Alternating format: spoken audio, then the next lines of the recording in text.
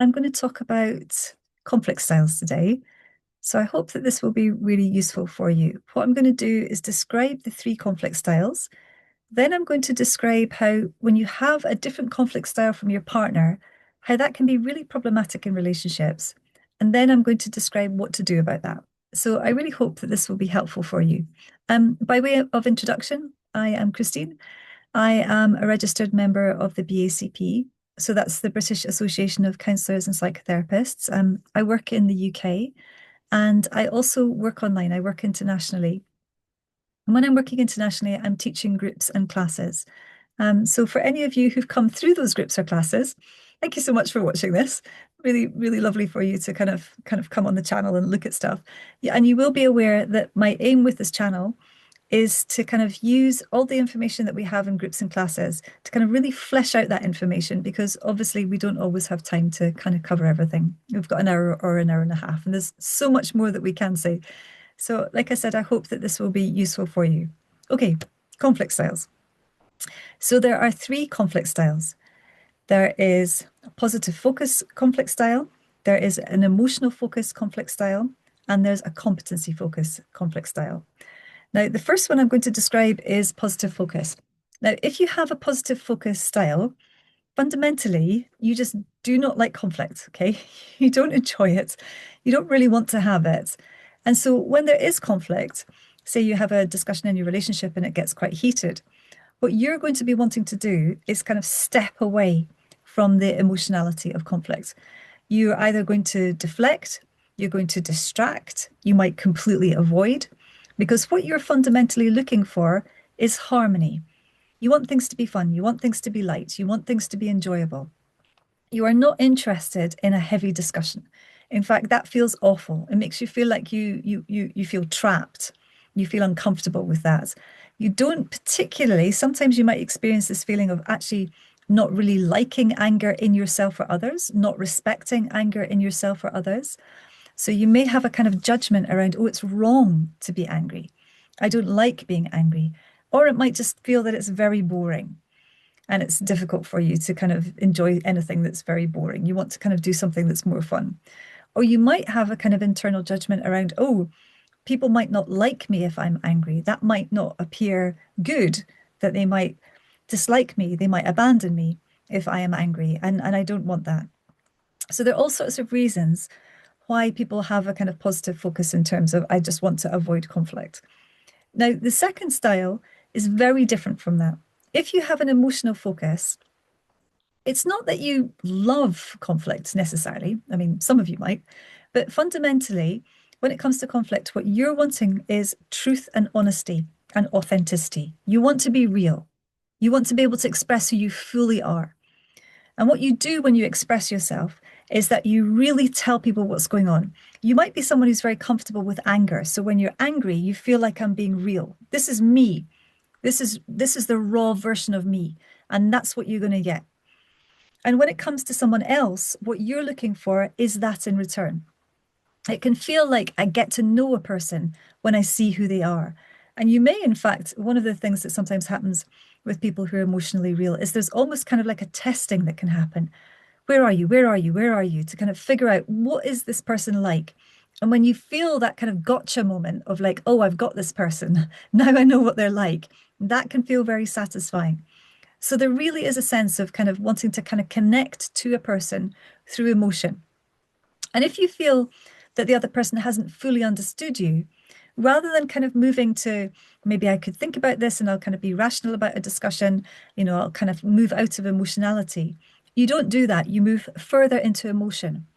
So if I'm emotional focus and I feel that someone hasn't really fully understood me, I will amp up my emotion. I will say, well, it's like this. Actually, I'm feeling this and I'm feeling really hurt because. So I want the other person to kind of really almost emotionally connect with my emotion through the reality of emotion. It's like, have I impacted you? Do you know what it feels like when I'm feeling? So that's what you're kind of really looking for if you're emotional focus. Now, the third style is a competency focus. If you have competency focus, you are not interested in sharing your emotion and you are not interested in harmony. You're interested in solutions.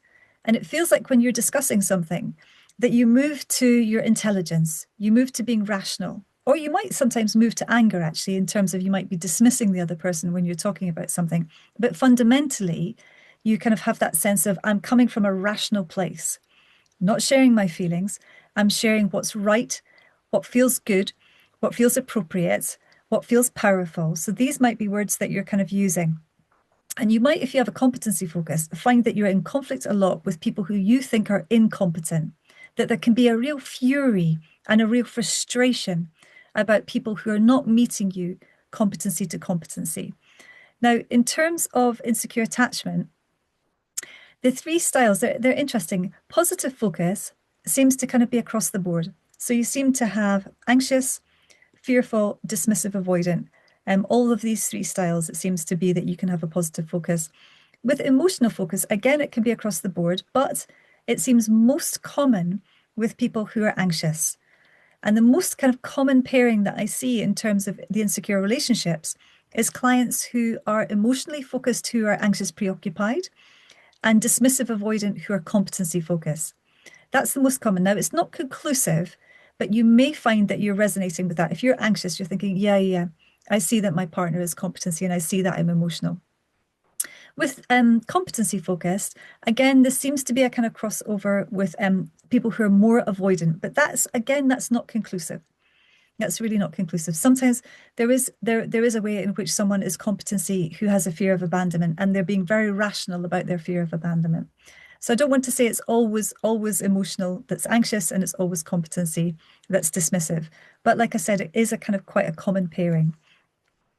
Now, the three styles struggle with each other in very specific ways. If I can just describe that for you. If I am positive focus, I'm going to struggle with someone who's emotional focused because sometimes I'm frightened of them and I get scared of all of the emotion that they throw at me. And someone who's emotionally focused is often comfortable with their anger. And I generally, as someone who's positive focused, I'm not comfortable with anger. So I really struggle with emotionality. And I'm often wanting to deflect or distract or appease, kind of use these things to make sure that the person who's emotionally focused doesn't continue and get more emotional. The problem is that when someone is emotionally focused and someone else tries to kind of calm them down, it doesn't work. They get more annoyed because it's like, I need something from you. I need something from you. You know, I'm looking for emotion. So this is where the positive and the emotional can really get into trouble. Now, if I'm positive focus with someone who's competency focused, I don't feel comfortable with competency focus because I can feel incredibly dismissed.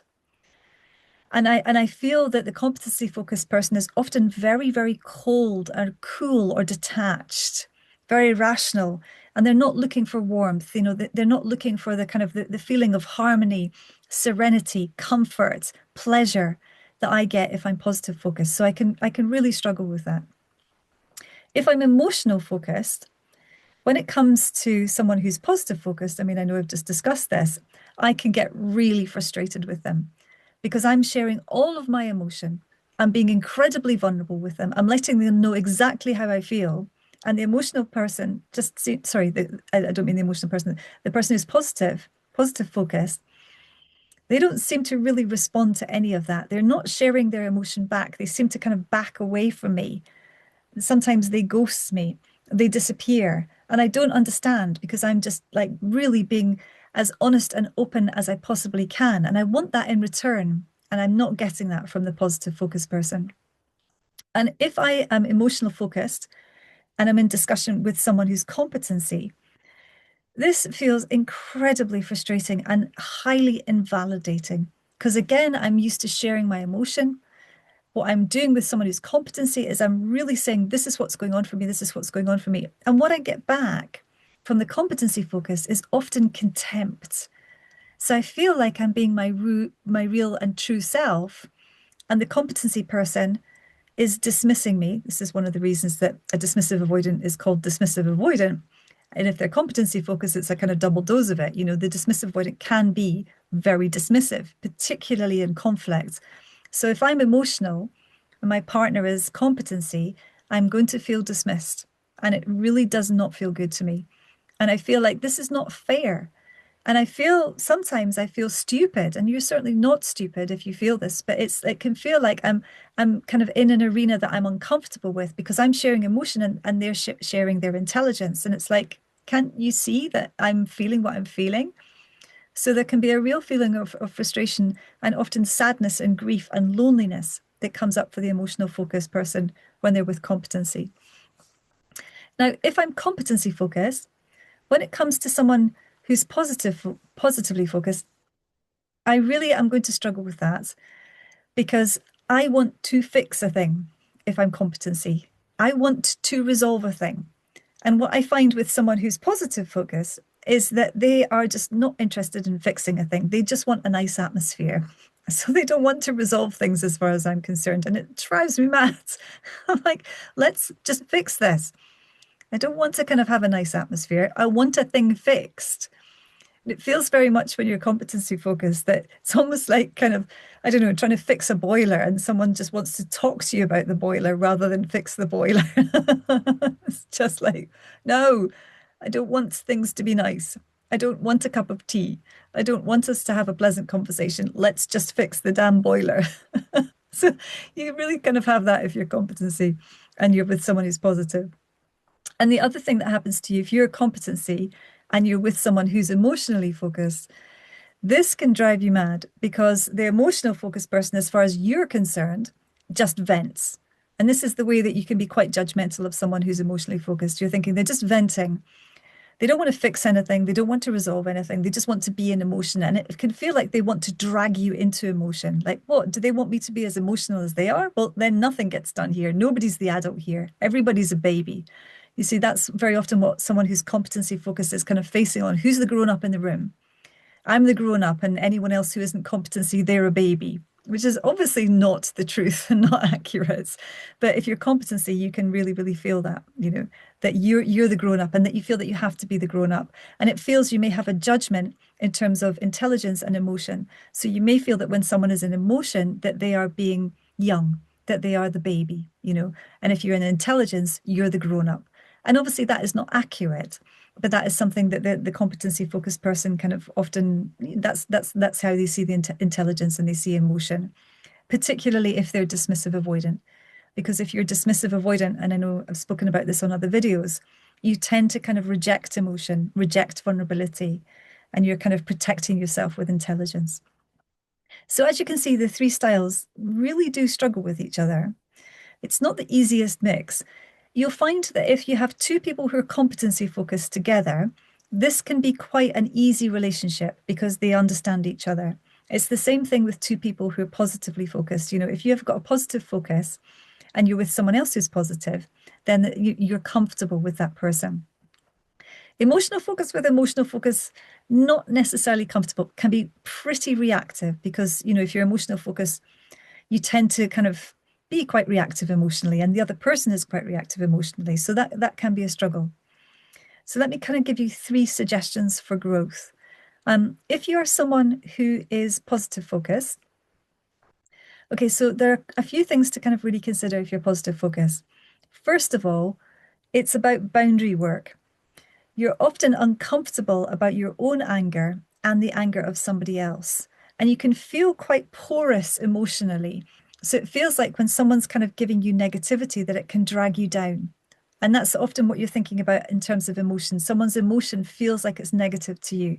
So shifting that way of thinking is very important. Emotion is not of itself negative. It's really not. And you're going to have to learn to tolerate another person's emotional expression without kind of taking it on, without feeling burdened by it, without feeling overwhelmed by it. Now, you can practice this with your therapist. As therapists, that's what we have to do. We have to absolutely learn how to listen to someone's emotion, but not kind of feel kind of overwhelmed by it. So, your therapist can really help you with that, or your counselor can help you with that. So that's a really important kind of aspect of working with being positive focus. So you stop the judgment in terms of emotion is negative, and you're really tolerating your own emotion as well, and learning to stay in the boat. Okay. Instead of kind of deflecting, distracting, avoiding, leaving, all of those things, quietly ghosting, all of those things. Okay, it's really important to actually kind of stay in conflict, be present in conflict. You're not going to be annihilated by conflict, and it may be that actually in some key way you have a feeling of like annihilation is going to happen because of conflict. I'm going to be overwhelmed, it's going to be too much, and actually that's not accurate. You're an adult, you're going to be okay. Those feelings of annihilation are often kind of coming from childhood, where conflict could feel so frightening and so scary because you were little. But now you're an adult and you can manage. You can really learn how to have boundaries around it. If you're emotionally focused, you're probably not going to like my suggestions, but I promise you they will be useful to you. So, if you're emotionally focused, one of the things that I say to clients who are emotional focused is if you know that you're going to have a big discussion with a partner, call somebody first. I often tell them to send me a voice note and just kind of do the whole kind of rah, rah, rah, like, like, let yourself get it all out, get all the emotion. So then when you have the discussion with your partner, move to neutrality. Now, this is going to feel very counterintuitive. And often clients have said to me, but how will they know how I feel if I move to neutrality? And the thing is that they are going to know, because what you'll have noticed about the other two styles is that they're actually about thinking. They're not as much about feeling. Even the positive focus, because there's a judgment, they have a judgment on feeling. So if you're emotionally focused and you're with someone who's either positive focus or competency focus, it's going to be hard to be met and understood when you're sharing your emotion. They're not able to do that yet, the other two styles. Once they've done work on themselves in therapy, they'll be able to do it. But prior to that work, if you're talking to someone who's positive focused or if they're competency focused, when you're in emotion, they're going to be stepping back. They're not going to be able to cope with the level of emotion that you're used to. So actually, moving to neutrality is the thing that's going to help you be heard, possibly for the first time. So I promise you, you can still say everything that you want to say. It's just say it calmly, say it in a collected way. And then it's going to be much easier for the other people to hear you, for anyone who has a different style to be able to hear you. And in time, they will learn how to manage emotions so that they can meet you. Okay. I know it can be very frustrating particularly if you're anxious and you're looking for reassurance from your partner and you're not getting it. One thing that might help you is that I do suggest to my anxious clients that when you're in discussion with someone who's an avoidant, don't ask them how they feel. Okay, just don't ask them about feelings because they're often unaware of how they're feeling. If you ask them what they're thinking, because if you're emotionally focused and you're in a discussion, your first thing is you're going to say, I'm feeling this, I'm feeling that. This is so important to me. How do you feel? And what you're looking for is for the other person to tell you how they feel. So you'll be asking, how do you feel? How do you feel? How do you feel? And actually, if you're with an avoidant, they're not going to know until they've done really quite a lot of work on themselves. They're unaware of how they feel. So if you say to the avoidant, what do you think about that? It's much easier for the avoidant to kind of get in contact with what they're thinking and to be able to say what they're thinking. And then in time, they should be able to kind of get in touch with feeling. Not every single dismissive avoidant has this, but many, many avoidants have cut off from feeling when they're younger. It hasn't been safe for them to be in feeling. So asking them how they feel, they just don't have the experience of getting in touch with that, and they don't have the experience of kind of articulating it. Now, if you're competency focused, with someone who's competency focused, there's a few things I'm going to suggest. What's really important is that you learn to do what someone who's emotionally focused is already able to do, which is absolutely share your emotion. Just don't share your thinking. I mean, sometimes you can. Of course, sometimes you can, but it's probably a good idea to not share your thinking very often because you probably do it to excess. And there's no judgment from me if you're relating to what I'm saying. I was dismissive, avoidant. I get it. And like a cognitive person, like sharing emotion did not come easy to me. So just be aware of that it's not necessarily going to be easy for you, but it's really important that you share your emotions. So when you're in discussion, when you have conflict, and someone sort of says how you feel, like as I said, I've just described, you're probably not going to know. So like have a pause and kind of get in touch with your body and kind of think, okay, so what do I feel? Don't share your thinking at this point. Okay. Just don't. Try to kind of get in touch with emotion. Now, it might be hard for you. You might have to kind of say, I don't know what I'm feeling. I need a bit of time to kind of figure out what I'm feeling. But that's great. That's really positive that you're doing that. what's really important is that you don't kind of just go straight into thinking, straight into cognition, fixing, logic, logic, logic. Like that's not going to help, especially with someone who's emotionally focused. So move to emotion if you possibly can and practice that with your therapist. It might really be very difficult to begin with. Sorry, my throat is dry. I've been talking too much today. I've been doing groups today. So just really be aware of that if that happens. And the other thing that I want you to work on is your tone. Because if you're dismissive avoidant, your tone is likely to be your blind spot and your tone is likely to be terrible. And again, I speak from experience. I really didn't know how awful my tone was until I started to do this work. You can be too direct, especially in conflict. You can be quite aggressive with your tone. And if you have a partner who's positive focus and your tone is quite aggressive, they're going to be frightened. And someone who's emotionally focused might be frightened as well. So I do suggest to clients that they film themselves or I film them and we look back at how they're talking. And it might be that you really don't know how aggressive or how dominant you sound when you're speaking to another person. So softening your voice is very, very important. And that makes other people less frightened of you. Because you are called dismissive avoidant for a reason. You are often dismissing people, particularly in conflict. So that's really important to do that work.